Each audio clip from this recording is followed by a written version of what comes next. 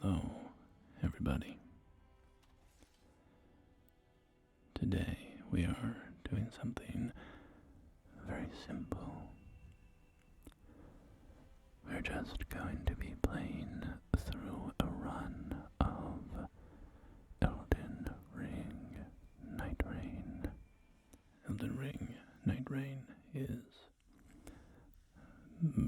the game that I play the most. It's funny thinking back on it when it came out.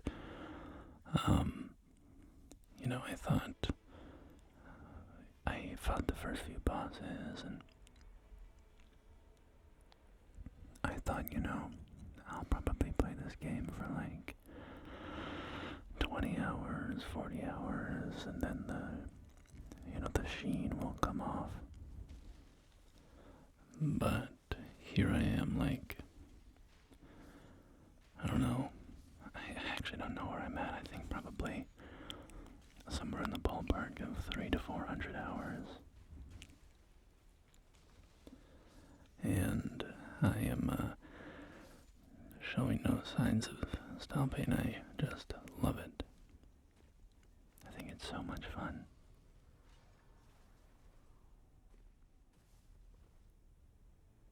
So, we are playing the Deep of Night game mode. We are on depth 3 here. My character rank is depth 4, but I'm playing with a friend who is at depth 3, and it brought me down.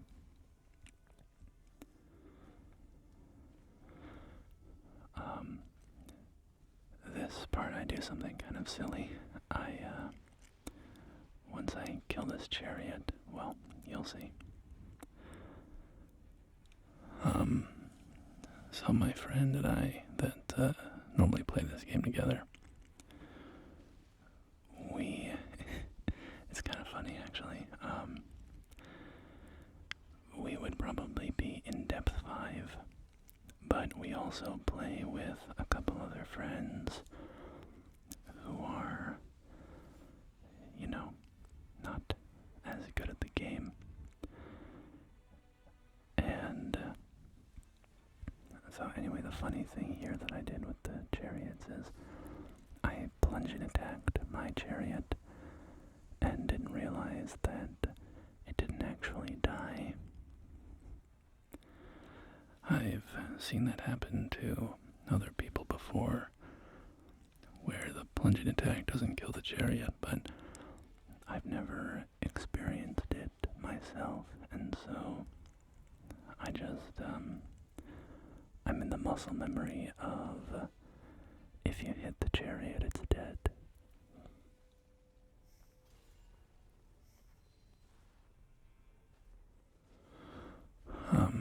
But anyway, and you can call this cope, and that's fair, but my friend and I would probably be in depth 5 because we climb depth 4 easily enough. But then whenever sorry, it's just, I don't know why I think it's so funny, but whenever we play with our friends, we lose like hundreds of depth points.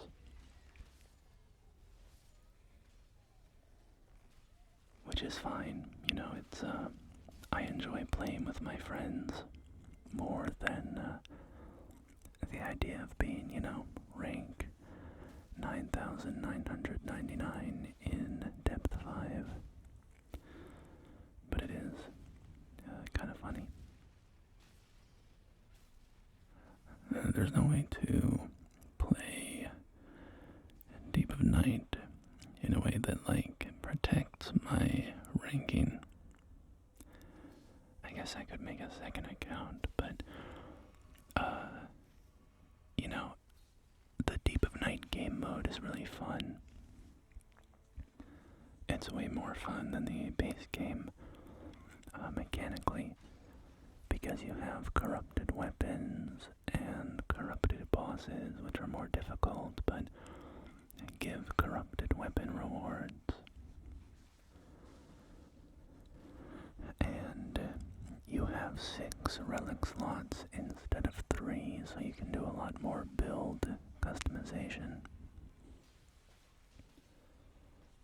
But, the only way to access those fun mechanical elements is to play the Deep of Night mode. And there's no way to... Also, I'm terrified of Night Invaders in this game. They are, like, my biggest enemy. They are so hard to fight against. And they one-shot you until you're, I don't know, a pretty high level. At least, some of the heavy hitters can. The Iron Eye one is really annoying. He just rapid fires the arrows at you.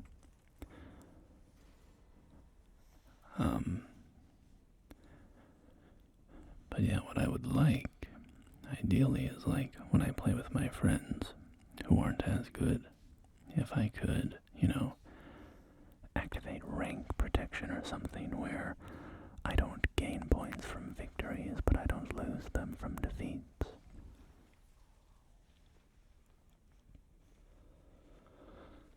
So then when I play with my other friend, I can kind of preserve that ranking and we can keep climbing into depth 5, but it's all good. It's all good.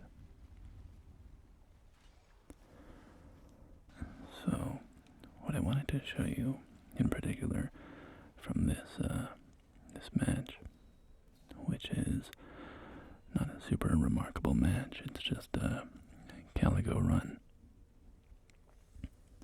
But what I wanted to show you was how fun and effective skill builds are.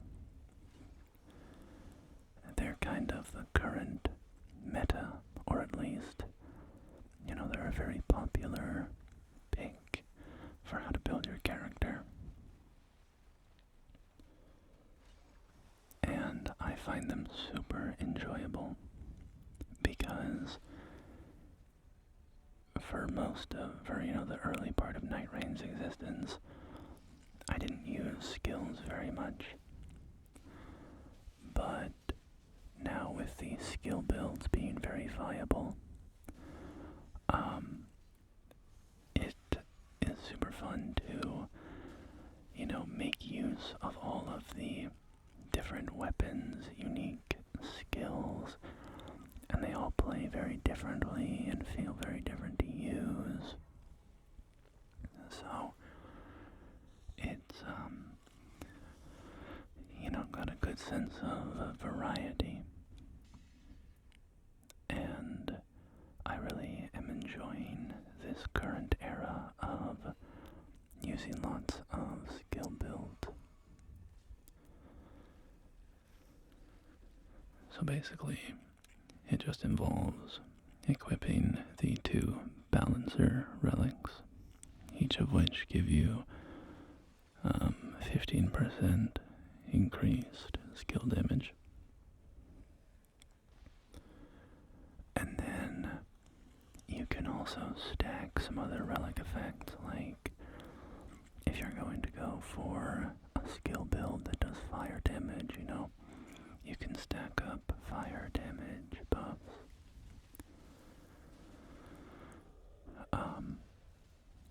But the real part of the build in-game is finding and stacking skill attack power up passives on weapons that you find. And if you get a bunch of those, you can just do absolutely insane damage. So on this build, it is my Caligo build. I can also use it for, other Fire Week bosses, like Sentient Pest. I don't think it's very good on Libra, because even though Libra is weak to fire, the skill that I use in this build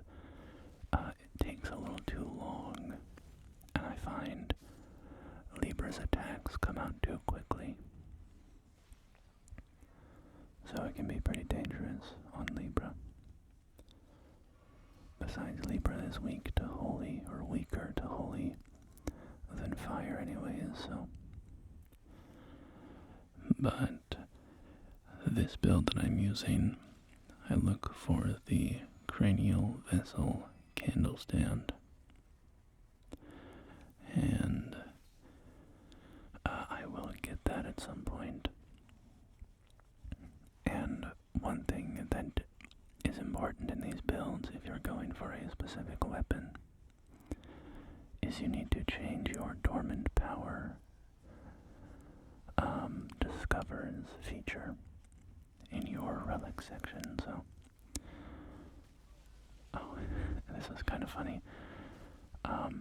I realized here that my status resistances are so low because of some debuffs that I have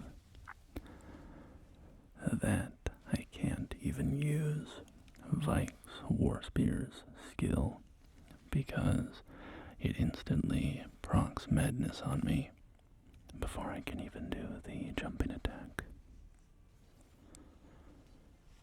So,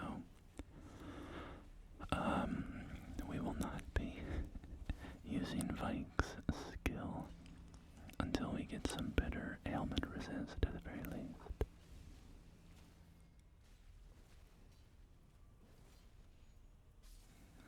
So, one thing that we're kind of employing here, I think the random in our game might have opened that jail anyways. I forget, but one of the little tricks that I have,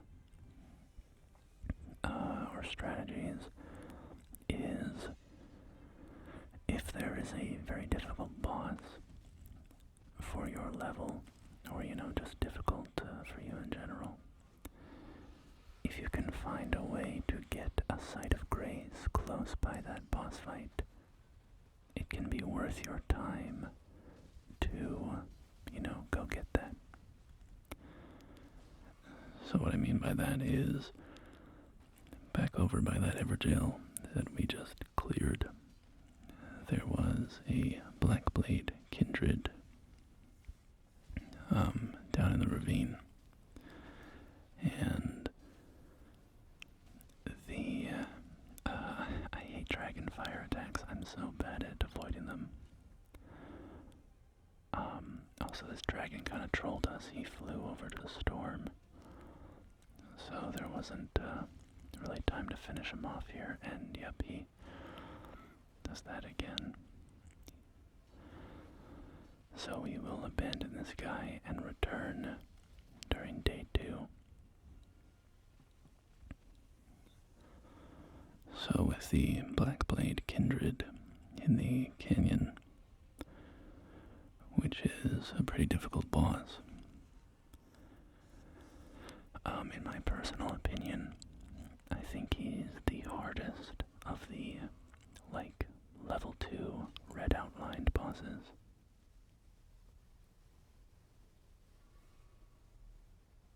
Here's another place where I do something kind of silly. I dropped my Vike's War Spear so that I could go touch Grace because the Vikes had increased storm damage on it. But then, for some reason, I thought, well, I can pick it up and make it to the edge of the storm safely, but of course I could not do that, so I ended up just burning all of my flasks before this boss fight.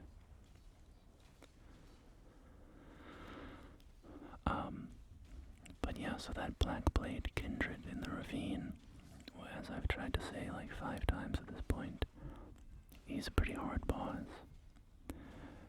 And with any difficult boss, especially if you're underleveled, or, don't have good weapons, it can make a huge difference to have a site of grace nearby, where people can run back and, just touch grace to refresh their stats and their flasks and their downs. And so with that Blackblade if you clear that jail right next to him, you can just hop up that spirit spring, touch grace, and then boom, you've refreshed yourself in a matter of seconds, and you can be back in the boss fight, pretty much immediately. One thing that I observe that causes people's runs to turn kind of disastrous, a bad situation becomes worse, is when people don't know how to A, either cut their losses, or B, waste a little bit of time. And waste here is not, I don't really mean it's a waste, it's actually a good idea. But quotation marks, waste a little bit of time in order to save time in the future. So, what I mean by that is, if you're fighting a hard boss, it can be worth your time to abandon the boss for a minute.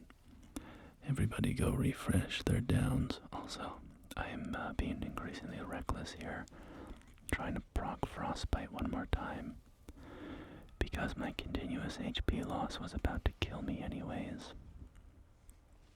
And so, I wanted to do something useful before I died.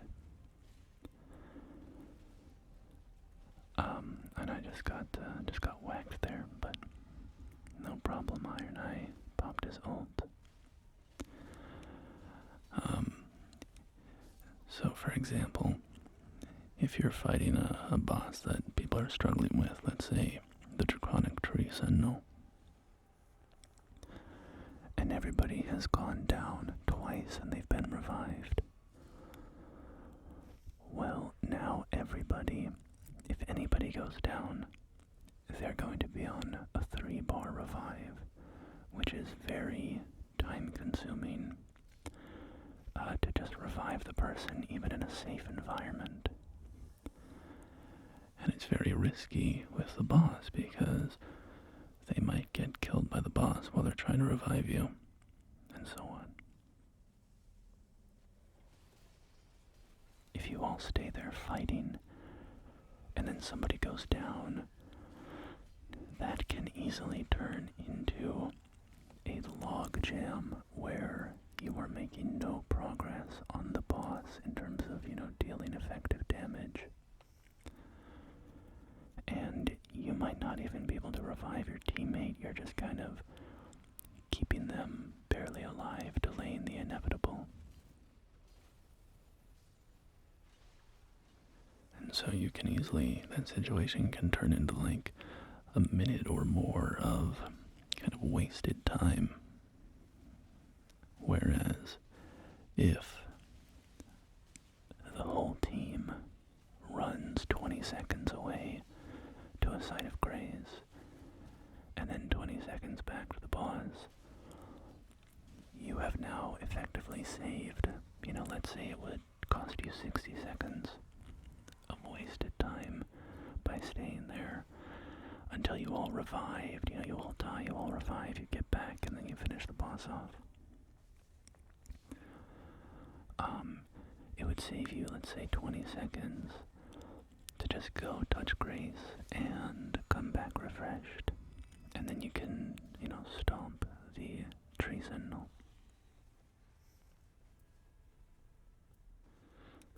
So, often when I see teammates, when I see teams kind of falling apart,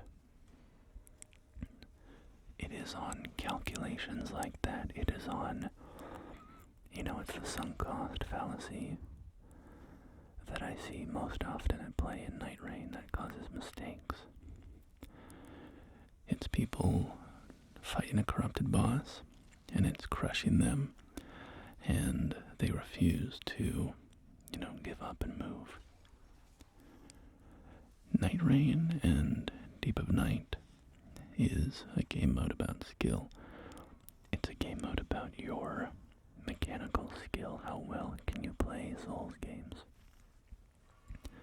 That is absolutely true. Also, here I got my weapon that I've been looking for. Thanks to my dormant power discovers great hammers, which I think I said before, but you can put on a relic effect that will change your drop rates for certain weapon types.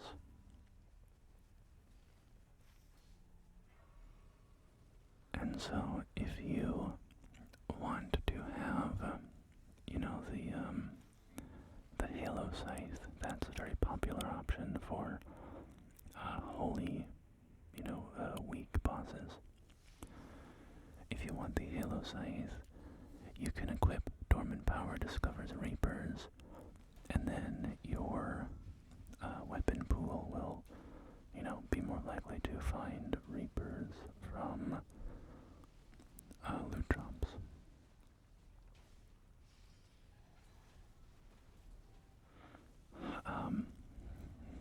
But yeah, Nightreign is a game of skill, 100%. But, as you can see, for instance, here in this boss fight, I only had to actually fight that boss for like 5 seconds total, and he even hit me, I had to use my second wind ability, or whatever it's called, to stay alive. So in a mechanical sense, I failed there, right? That gargoyle killed me. Now thanks to my ability. Sorry, just funny watching me get grabbed there. Thanks to my ability, I didn't actually die, but mechanically, I failed that test. However, our team was so strong that regardless of mechanical skill, we were able to basically just overpower that boss's hit point pool. And we also timed our staggers well, so that we could use our high damaging skills. So, what I'm saying is, Nightreign is 100%, it is a game of skill, and if you're really bad at these games, it might not be fun for you. But I think, as important as skill, or nearly as important as skill, is strategy, is build crafting, is understanding when to use ults, is understanding, routing. How do you route around the map? What's most important to do? It's understanding when to cut bait and abandon a fight.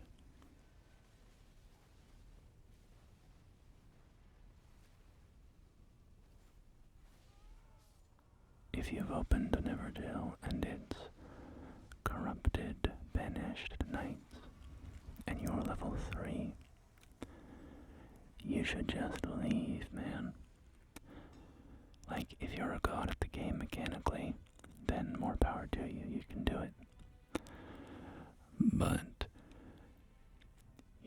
it's more important to strategically know, okay, this is going to be a brutal time sink. We're probably going to die a lot. It would be best to just walk away, and we can potentially come back here later, if it works with our routing. That stuff is super important for playing Elden Ring effectively, Nightreign effectively, especially at high depths, because, at the end of the day, if you're a god at the game, you can always beat any boss on, rune level 1 with no equipment. I saw an incredible video the other day. I should link it in the description for any of you Nightreign sickos who are interested. a challenge runner, and he played an entire match. He hunted a heal store. He fought heal store. And from, day one until beating heal store, the only damage that he did was fall damage.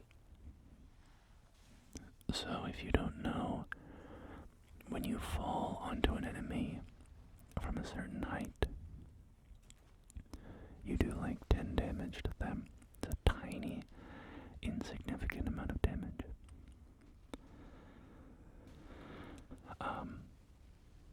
But this guy used that as his only damage, and the run entire was like 5 hours long. It was insane. So my point with that is, if you're good enough at the game, if you know the enemy's movesets well enough, and if you can dodge reliably enough, you can beat the game regardless of what you get. But the better that your strategy is, you can overcome huge skill gaps. I am not amazing at this game. I often frustrate myself with stupid deaths. In this run, I do have some deaths that are silly, but they weren't really a problem, because part of the strategy that I'm considering is, if I do my candlestick skill, it freezes me in place. It makes me very vulnerable to a boss attack. I might get one shot. But if I get a use of my skill off before the boss one-shots me, I know that my teammates can revive me in about the snap of a finger. They'll probably revive me accidentally, because, in this case, one of my teammates was using the red giant's braid and creating a massive AoE. So I would get revived immediately, and it wouldn't be a problem. Now, should I go down a second time? It would probably be okay, because they would still be able to revive me very fast. Possibly without even, trying to. But,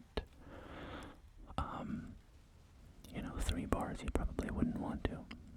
But this is what I'm saying. There are strategic elements like, is it worth sacrificing myself with a death to get some more damage on the boss?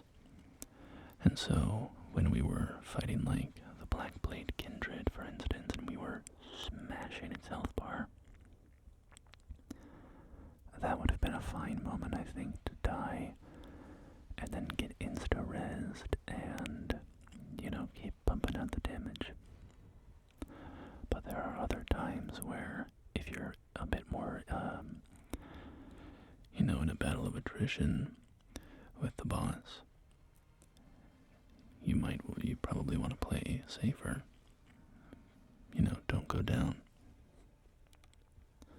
I mean, that's the general rule, right? You generally don't want to go down. It's always better to not go down, of course. But, so, yeah, anyway, in my gameplay, I'm getting very careless at the end because of how overpowered we are, so I'm starting to act reckless, and in fact, there's a very, palm-in-face kind of moment here in the Death Ruins where I get death blighted for no reason.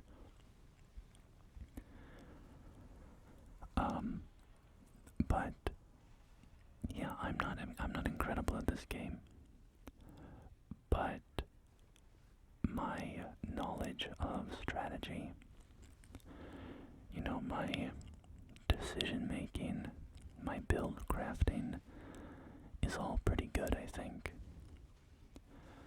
And so that allows me to make up for some pretty significant deficits in my skill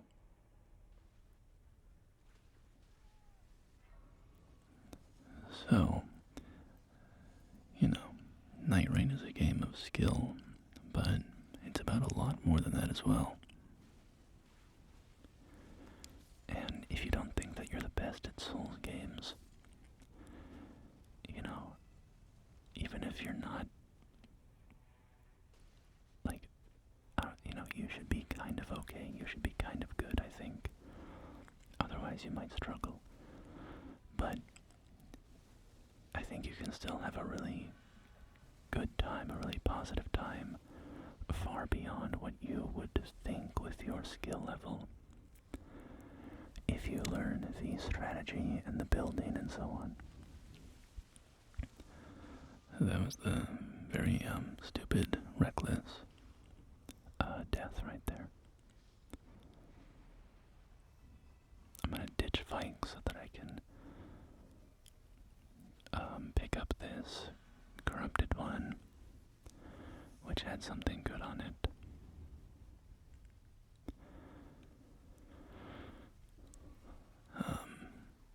But yeah, so that's just some rambling about the game.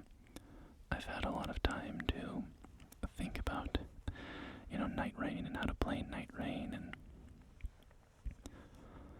I really, really love it. I think it's a phenomenal game. It doesn't seem like they're gonna update it anymore, but I would love if this game got some more support.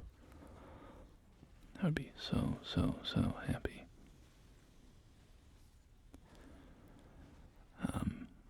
I am being a little skill happy. That is one of my blind spots, I will say, is sometimes because of my focus on skill builds. Sometimes when I get a good skill, a skill that I want to use, I just sort of start getting like a one-track mind. I'm like, I'm gonna use this skill, only, basically. And sometimes the skill is just not appropriate for a certain situation. Also, rip to the Dancer of the Boreal Valley here. We're doing some pretty crazy damage to her.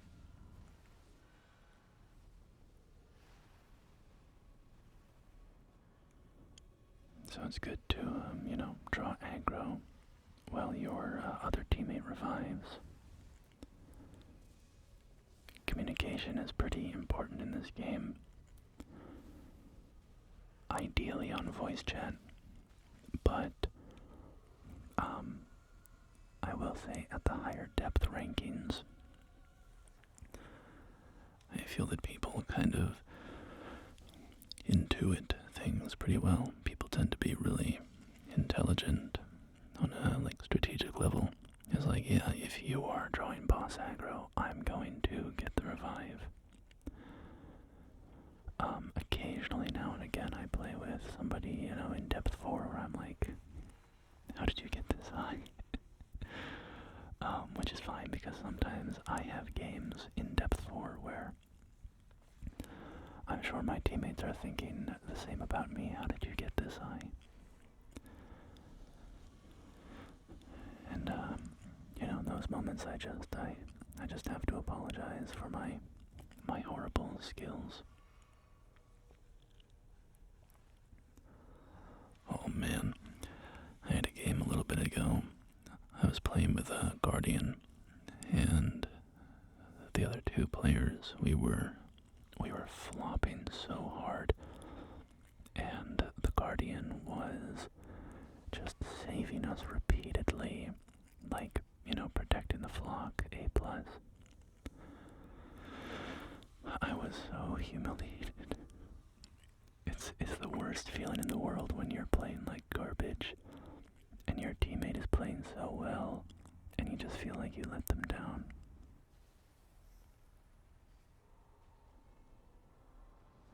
So this is regular Caligo, not Everdark. I really don't care for the Everdark version of Caligo. It could be fun to do a video where I talk about the bosses of Nightreign. Compare them to the Everdark versions and and so on. For the most part, I think all the Everdark bosses are really good, but there's a couple exceptions, and Everdark Caligo I don't really like so much. She just feels like very similar to regular Caligo, but with a pretty brutal ultimate that once you know how to cancel, it just becomes kind of irrelevant. And she doesn't do some of the coolest Caligo moves that I like about the original boss fight. Such as, when she kind of disappears into the blizzard and shatters the sky and stuff like that.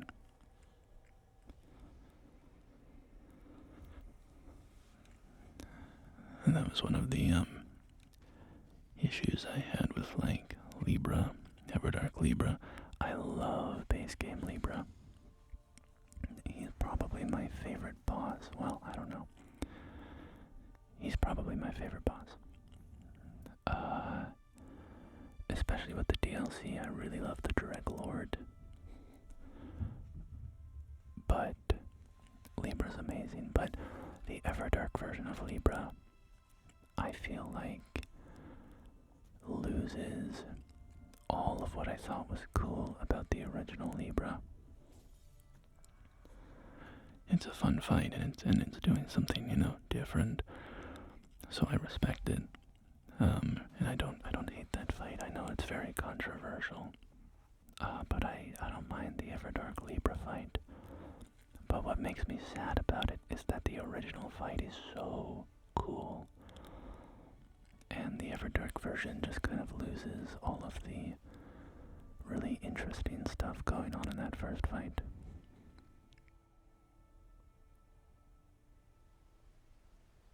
But anyway, this was just a, very simple, easy video for me. In a week where I am extremely busy.